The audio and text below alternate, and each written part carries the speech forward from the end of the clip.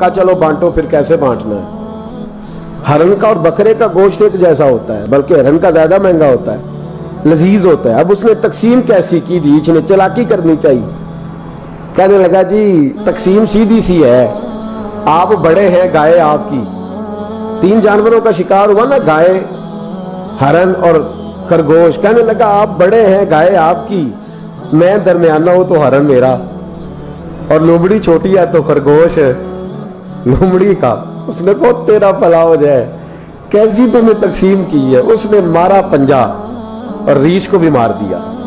اس نے کہا تو عجیب آدمی ہے بھائی، تجھے تو ذرا موقع دیا ہے تو تو نے ہاتھ ہی وہاں ڈال لیا ہے جہاں بالکل تیرا بنتا ہی نہیں تھا۔ اللہ اکبر۔ اس نے کہا اچھا مر گیا۔ اب لومڑی بھی سنبھل کے بیٹھ گئی۔ لومڑی ذرا تیز ہے، چلاک ہے، تو مولا رومی علیہ الرحمہ کہتے ہیں، اور شیر کہنے لگا لومڑی سے چل تو تقسیم کر، تو تقسیم کر، کیا کرنا چاہیے؟ تو کہنے لگی بادشاہ سلامت تقسیم بڑی سادی سی ہے، سویرے ناشتہ خرگوش کا کرے، دوپہر کو آپ جب کھانا کھانے لگے تو ہرن تناول فرمائیں، اور شام کو ذرا آپ زیادہ کھاتے ہیں تو آپ گائے کھائیں، یہی تقسیم ہے۔ بڑا راضی ہوا شیر۔ اس نے کہا تو نے یہ تقسیم بڑی اچھی کی ہے، یہ کہاں سے سیکھی ہے؟ کہنے لگی ریچھ کی موت سے سیکھی ہے، ابھی مرا ہے نا میرے سامنے، اس کی موت سے میں نے سیکھی ہے، اس لیے کہ اگر یہ تقسیم نہ کی تو مر میں بھی جاؤں گی۔ بات تو تفنن کی ہے، ظرافت کی ہے، لیکن ملا رومی کیا فرماتے ہیں؟ وہ فرماتے ہیں دوسروں کی موت سے ہی سیکھ جا۔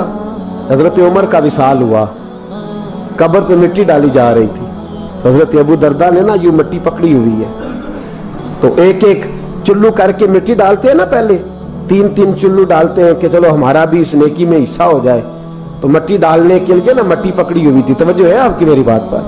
تو اس مٹی کو لے کر کے جا رہے تھے حضرت ابو درداء، مٹی لے کے جاتے حضرت سیدنا ابو درداء حضرت عمر کی قبر پر ڈالنے کے لیے، یوں پکڑی ہاتھ میں، مٹی ڈالنے کا ارادہ کرتے تو واپس آ جاتے، پھر جاتے تو واپس آ جاتے، پھر جاتے۔